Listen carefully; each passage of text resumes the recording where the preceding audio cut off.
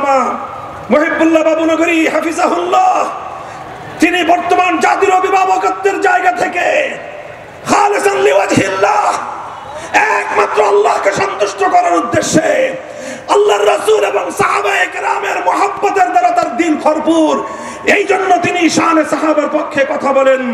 সাহাবীদের বিরুদ্ধে কারো দ্বারা চুল পরিমাণ কোন কটূক্তি হলে আল্লামা মুহিবুল্লাহ বাবুনগরী সিংহের মতো গর্জন দিয়ে ওঠেন। ওনার আঞ্চলিক কথাবার্তার আঞ্চলিকতার এই সকল মার পেছে কেউ যদি ওনার এই বক্তব্যকে, ওনার ব্যক্তিত্বকে, ওনার নেতৃত্বকে প্রশ্নবিদ্ধ করতে চাও, আমার স্পষ্ট ঘোষণা, আমাদের সঙ্গে প্রথমে মোকাবেলা করতে হবে। লাউ আন্না আহলাল ইলমি সানুল ইলম ওয়া ওয়াদাউহু ইনদা আহলিহি লাসাদু বিহি আহলা জামানিহিম, যে যারা আলেম, আল্লাহ পাক রব্বুল আলামিন যাদের কাছে আসমানি ইলমের আমানত দান করেছেন, সেই ওলামারা যদি তাদের ইলমের সম্মান রক্ষা করত,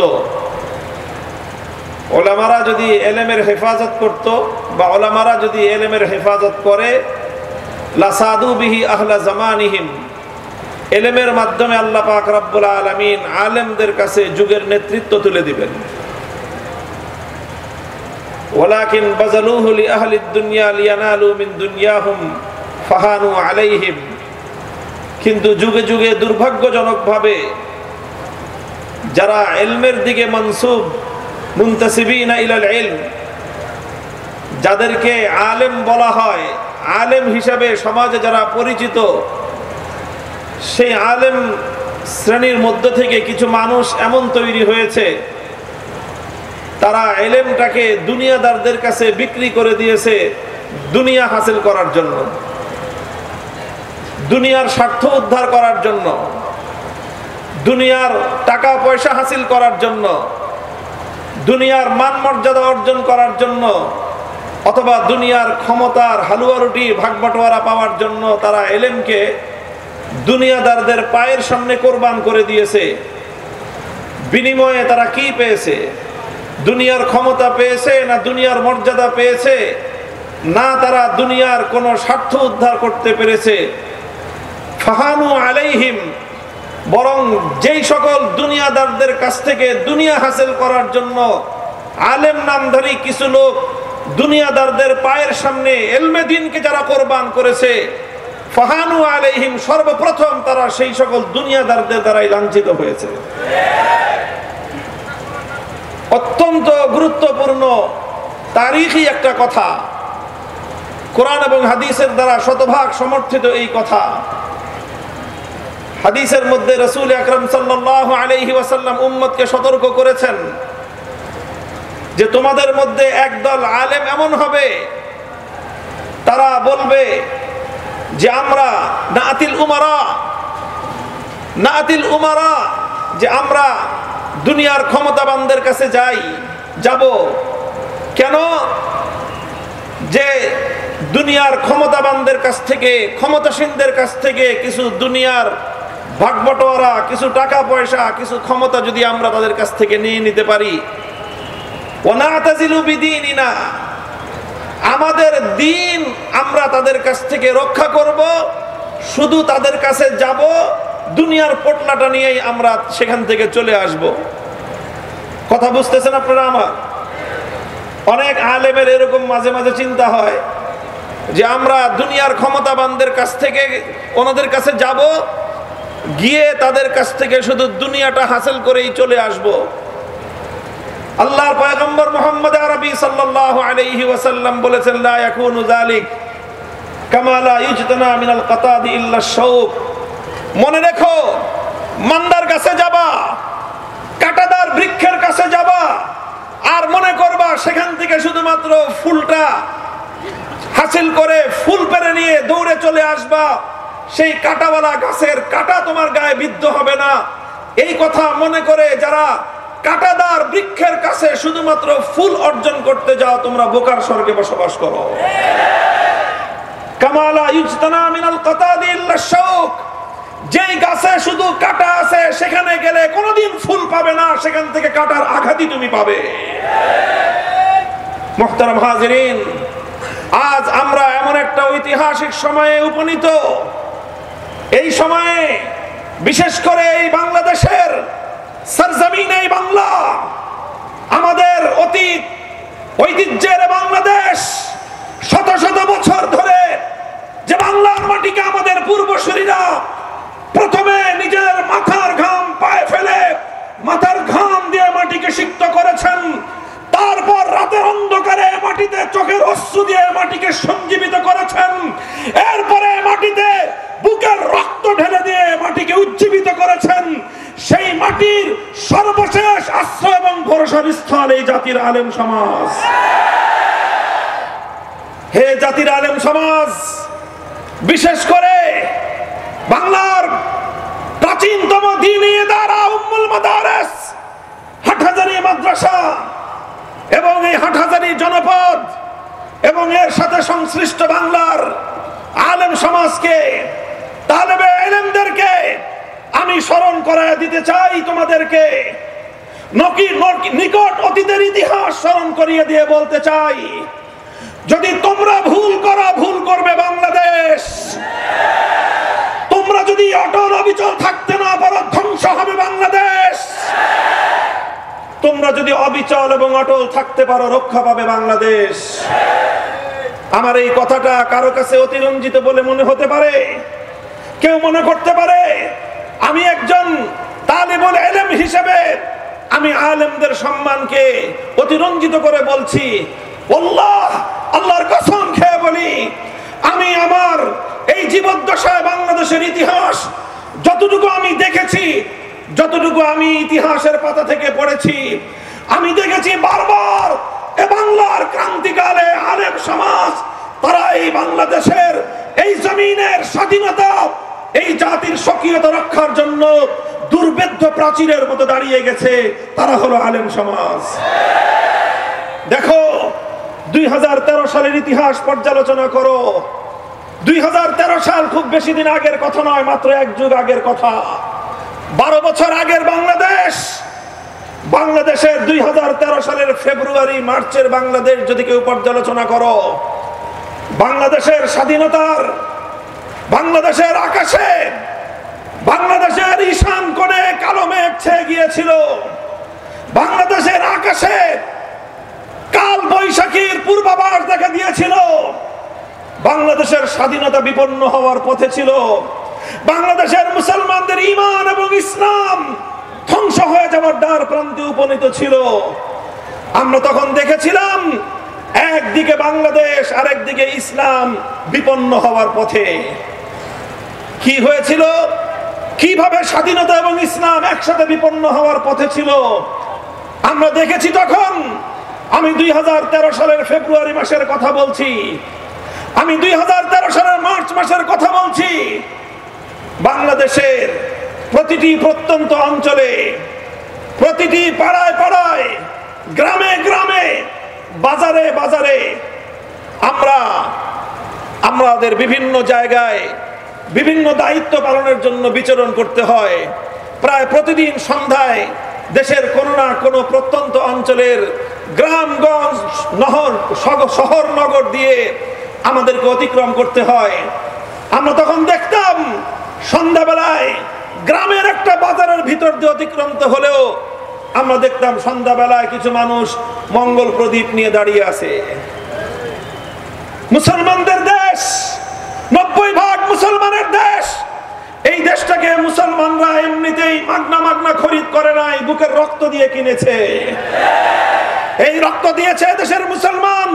1905 সালে সাম্প্রদায়িক উগ্র রবীন্দ্রনাথ ঠাকুর বাবুদের এই বঙ্গভঙ্গ রদ নামের সাম্প্রদায়িক সহিংস আন্দোলনের বিরুদ্ধে দেশের মুসলমানদেরকে রক্ত দিতে হয়েছে।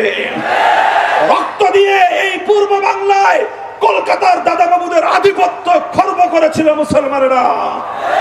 47 সালে দিল্লির গোলামীর জিঞ্জিরকে ছিন্ন করে স্বাধীন বাংলার মাটিতে মুসলমানদের আলাদা আবাস ভূমি গড়ে তুলেছিল এদেশের আলেম সমাজের নেতৃত্বে। দীর্ঘ সংগ্রাম, দীর্ঘ ইতিহাস। যেই মুসলমানরা একটি মুসলিম জাতিসত্তা গঠন করবার জন্য কখনো পূর্ববঙ্গ, কখনো পূর্ব পাকিস্তান, কখনো বাংলাদেশ নামে এই ভূখণ্ডকে কখনো মাথার ঘাম দিয়ে, কখনো চোখের অস্ত্র দিয়ে, কখনো বুকের রক্ত দিয়ে সিঞ্চিত করেছে। সেই দেশে সন্ধ্যা হতে না হতেই বাজারে বাজারে মঙ্গল প্রদীপ জ্বলে। দেখলে মনে হয় গোটা দেশের 90% যেন হিন্দু, 90% মুসলমানদের দেশটাকে, ইসলামী তাহজিব তামাদ্দুনকে ধ্বংস করে তারা হিন্দুয়ানি কালচার বাংলার প্রত্যন্ত অঞ্চলে প্রজ্বলিত করে দিয়েছিল। বাংলাদেশের নাভি, বাংলার প্রাণ কেন্দ্র, একদিকে পিজি হাসপাতাল, একদিকে বারডেম হাসপাতাল, একদিকে জাতীয় জাদুঘর, আর একদিকে ঢাকা বিশ্ববিদ্যালয়।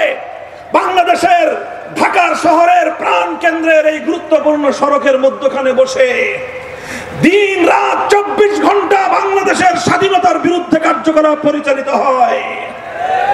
সেখানে একটা ভিন্ন সরকার প্রতিষ্ঠা করা হয়। সেই সরকারের নাম ছিল ইমরান এইচ সরকার।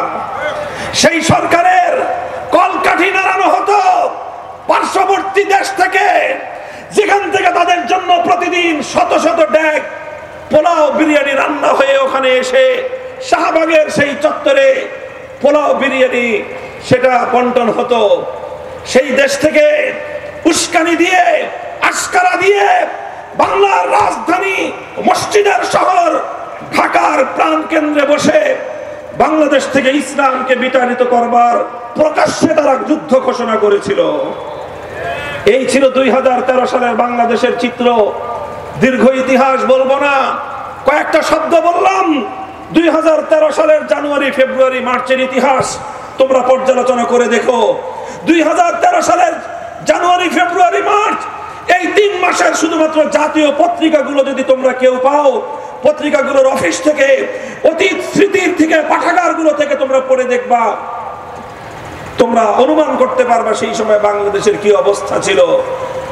একদিকে শাহবাগ থেকে ইমরান এইচ সরকাররা ঘোষণা করত পতাকা উঠবে, হাজার হাজার শহীদের রক্তে রঞ্জিত লাল সবুজের পতাকা উঠত। শাহবাগ থেকে ইমরান এইচের সরকাররা ঘোষণা করত পতাকা নামবে। তাদের নির্দেশে জাতীয় সংসদ ভবন, সচিবালয়, সমস্ত সরকারি অফিসের পতাকা নেমে যেত। ইমরানের সরকার ঘোষণা দিলে বাংলাদেশের সবচেয়ে গুরুত্বপূর্ণ সরকারি অফিস, আদালতের প্রাণ কেন্দ্র, সচিবালয় থেকে সমস্ত সচিব এবং সরকারি আমলারা রাস্তায় এসে দাঁড়ায় থাকলো লাইন ধরে। কেন দাঁড়ায় রয়েছেন? বলে যে মানববন্ধন। কে বলেছে? ইমরানের সরকার, সরকারি নির্দেশ, এই জন্য আমরা রাস্তায় দাঁড়ায় আছি। এই ছিল বাংলাদেশ, এই ছিল বাংলাদেশের ইসলামী কালচার। হিন্দুয়ানি সংস্কৃতির দাপটে বাংলা থেকে, বাংলার মাটি থেকে ইসলামী তাহজিব তামাদ্দুন ভুলণ্ঠিত হওয়ার পর্যায়ে ছিল। ওই সময়ে গোটা দেশের প্রতিটি ঘর থেকে রাতের অন্ধকারে ইমানদার নারী পুরুষের গুঙ্গানি আওয়াজ শোনা যেত, আহাজারি শোনা যেত, আর্তচিৎকার শোনা যেত। আল্লাহর কাছে তারা ফরিয়াদ করে বলতো, রব্বানা আখরিজনা মিন হাযিহিল ক্বরিয়াতিজ যালিমি আহলুহা ওয়াজআল লানা মিন লাদুনকা ওয়ালিয়্যান ওয়াজআল লানা মিন লাদুনকা নাসীরা। ও মাবুদ, এই জনপদের জুলুম থেকে তুমি আমাদেরকে নিষ্কৃতি দাও, হিন্দুত্ববাদের আগ্রাসন থেকে ইমানদারদেরকে তুমি মুক্তি দাও। তুমি একজন নেতা পাঠাও, একজন রাহবার পাঠাও। গোটা বাংলার রাতের অন্ধকারে মুসলমানদের ঘরগুলোতে এই ফরিয়াদ উচ্চারিত হতো। এই ফরিয়াদ উচ্চারিত হতে হতে সেই ফরিয়াদ আল্লাহর আরশে কবুল হলো। আল্লাহর আরশ থেকে কবুল হওয়ার পর হাটহাজারীর এই দারুল হাদিসের মসনদ থেকে ঠিক জাতির ত্রাতা হিসেবে আবির্ভূত হলেন এক মহামানব। নাম ছিল তার শাইখুল ইসলাম আল্লামা আহমদ শফী। সেখানে বাংলাদেশকে, বাংলার মানুষকে, বাংলার ইসলাম এবং মুসলমানদের ঐতিহ্যকে রক্ষা করবার জন্য হিন্দুত্ববাদের বিরুদ্ধে রণহুঙ্কার দিয়ে ময়দানে নেমেছিলেন একজন মর্দে মুজাহিদ। সেই মর্দে মুজাহিদের নাম আল্লামা জুনায়েদ বাবুনগরী।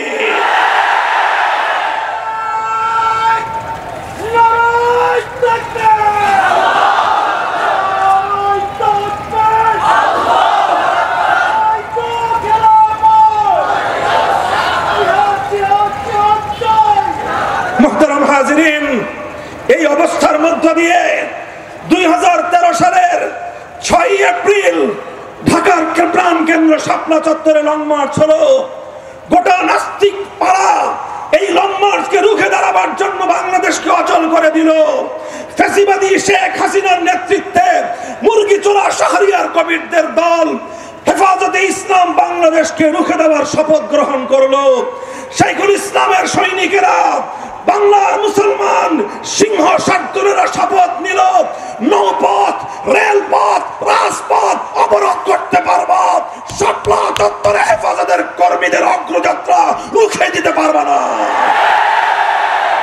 বাংলার ইতিহাস সাক্ষী, 50 বছরের সমস্ত রেকর্ড ব্রেক করে 6 এপ্রিল শাপলা চত্বরে লং মার্চের কাফেলা মিলিত হয়েছিল। এরপরের ইতিহাস 6 এপ্রিল থেকে 5 মের ইতিহাস। এরপরের ইতিহাস বাংলার প্রতিটি অঞ্চলে অঞ্চলে হেফাজতে ইসলামের ছড়িয়ে পড়বার ইতিহাস। এরপরের ইতিহাস প্রতিটি জেলায় জেলায় হেফাজতের শানের রিসালাতের ইতিহাস। এরপরের ইতিহাস বাংলার প্রতিটি প্রান্ত থেকে হিন্দুত্ববাদী কালচারাল আগ্রাসনকে ঝাঁটাপেটা করে বিদায় করবার ইতিহাস।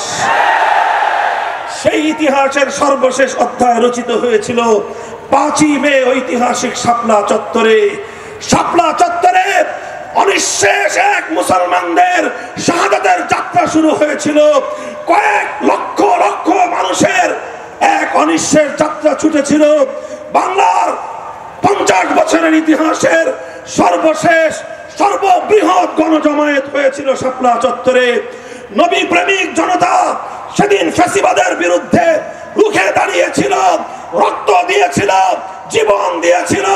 শাপলা চত্বর থেকে নিয়ে শুরু করে ঢাকার সেই চিটাগাং রোড পর্যন্ত প্রায় শত শত মুসলমান হেফাজত কর্মী আল্লাহর নবীর সৈনিকদের শাহাদাতের রক্তে সেদিন বাংলার মাটি থেকে হিন্দুয়ানি অপবিত্র কালচার ধুয়ে মুছে পবিত্র হয়েছে। হে মুসলমান, হে সন্তানেরা আমাদের, হে ইসলামের সৈনিকেরা, তোমাদেরকে মনে রাখতে হবে এই ইতিহাস।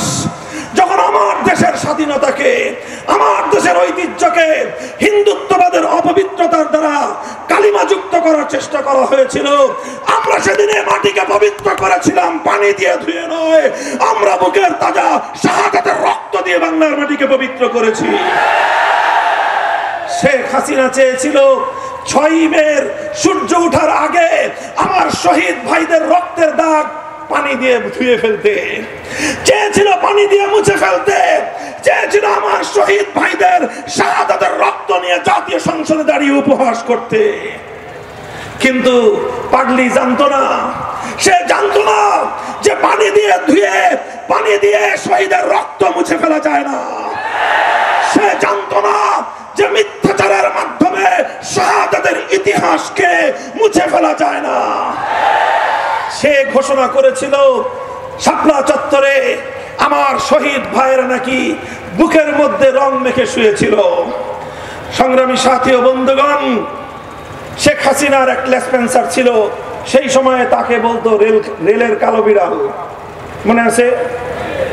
রেলের কালো বিড়াল, মানে রেলমন্ত্রী ছিল কালো বিড়ালের মতো।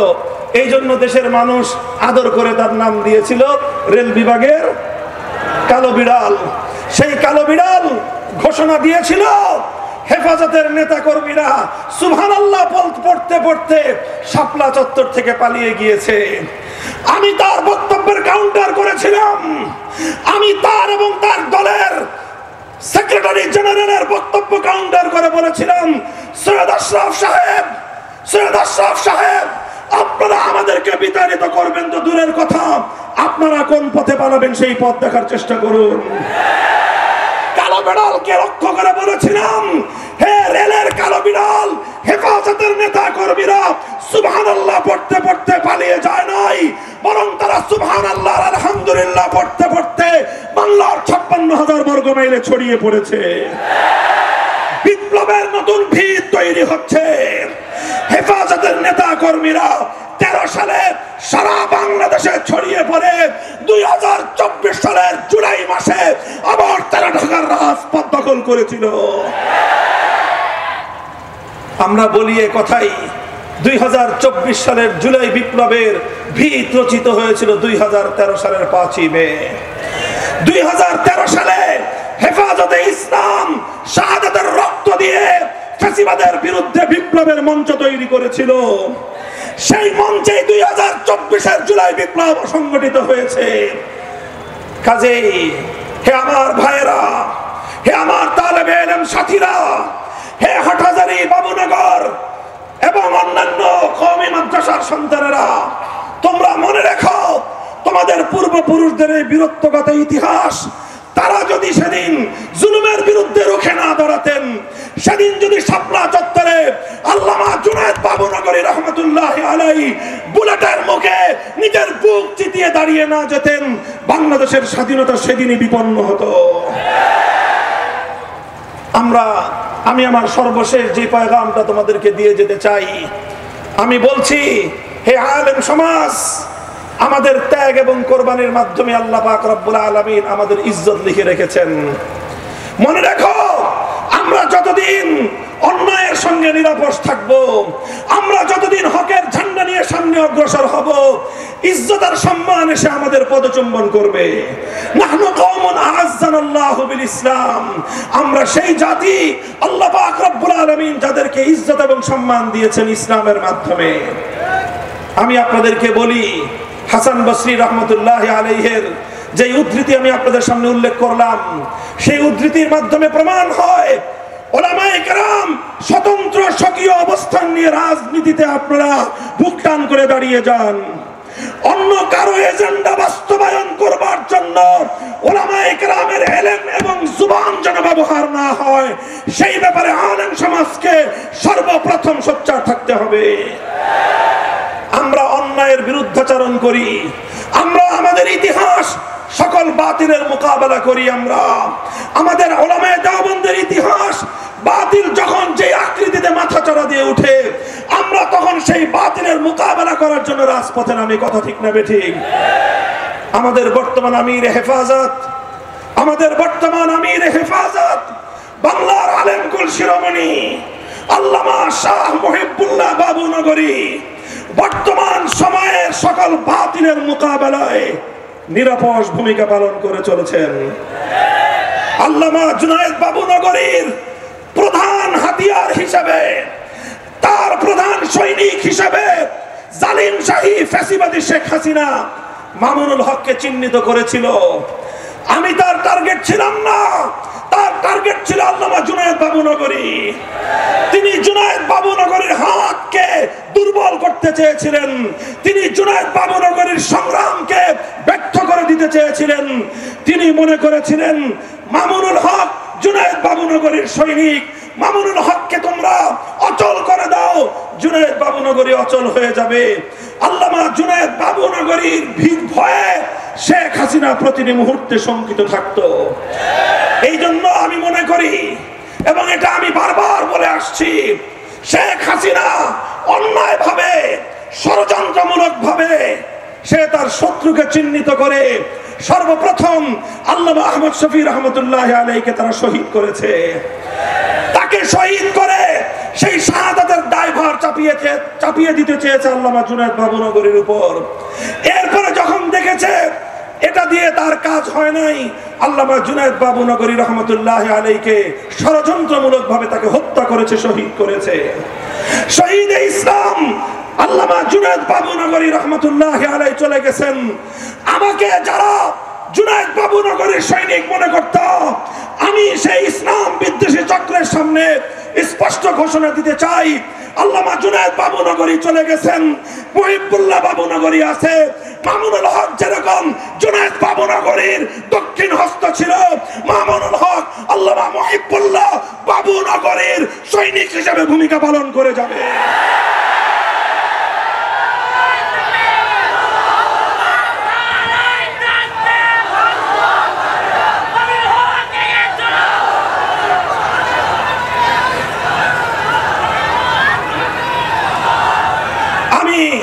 স্পষ্ট ভাষায় বলেছি, জাতির অভিভাবক বর্তমানে আল্লামা মুহিবুল্লাহ বাবুনগরী, বাংলাদেশের সর্বশ্রেষ্ঠ আলেমে দ্বীন আল্লামা মুহিবুল্লাহ বাবুনগরী ইসলামের দৃষ্টিকোণ থেকে যেটাকে তিনি ভুল মনে করবেন সেটাকে তিনি অকপটে ভুল বলবেন, যেটাকে তিনি বাতিল মনে করবেন তিনি বাতিল বলবেন, আর বাতিলদেরকে তাদের বাতিল মতবাদ ত্যাগ করার জন্য তিনি আহ্বান জানাবেন।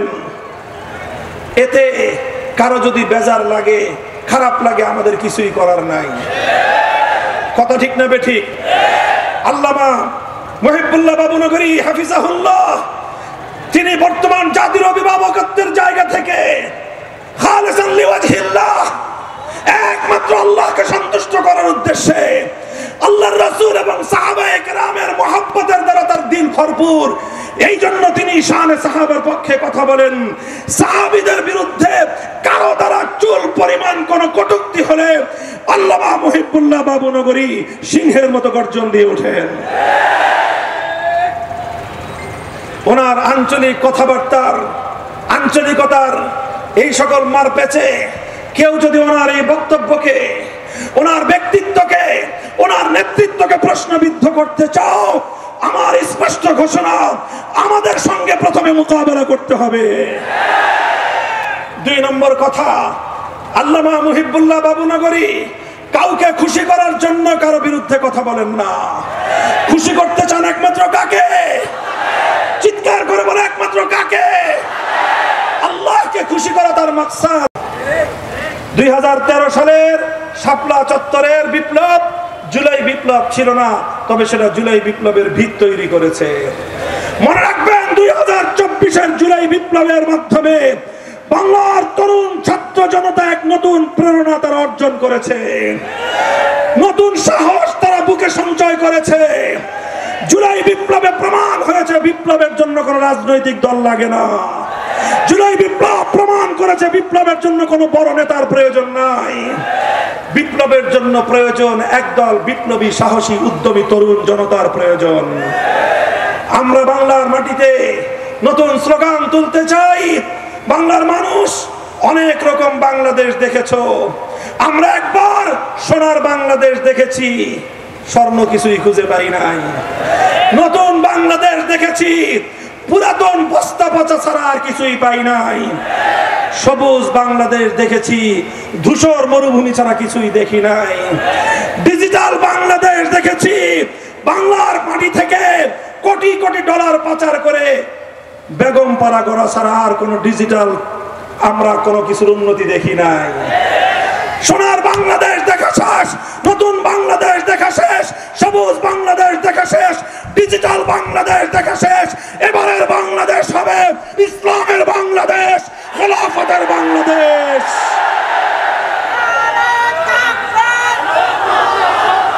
এই প্রস্তুত আছো? বিপ্লবের জন্য প্রস্তুতি গ্রহণ করো, বিপ্লবের জন্য নিজেদেরকে প্রস্তুত করো, খোদার দরবারে অস্ত্র ছেড়ে ফরিয়াদ করো, ঘাম ঝরানো মেহনত আর শ্রম দাও, বুকের মধ্যে শাহাদাতের রক্ত সঞ্চয় করো। এ মাটি আমার পূর্বপুরুষরা আজাদ করেছে, এ মাটির চূড়ান্ত গন্তব্য হবে সোনার মদিনার ইসলাম ইনশাআল্লাহ। আল্লাহ পাক রব্বুল আলামিন কবুল করেন। আমাদের পূর্বপুরুষদের কবরগুলোকে আল্লাহ পাক জান্নাতের নিয়ামতের দ্বারা, রহমতের বৃষ্টি দ্বারা সিঞ্চিত করুন। আমাদের বর্তমান আমির হেফাজত হাটহাজারীর হযরত আল্লামা কুরাইশি হাফিজাহুল্লাহ সহ আমাদের এই আকাবিরিনদের ছায়া আল্লাহ পাক আমাদের মাথার উপর দীর্ঘায়িত করুন। নাসরুম মিনাল্লাহি ওয়া ফাতহুন করিব। তোমাদের ভাইয়ের জন্য দোয়া করবা, তোমাদের এই ভাই যেন ইসলামের পথে ইখলাসের সাথে আকাবিরিনদের নকশে কদমে থাকতে পারে।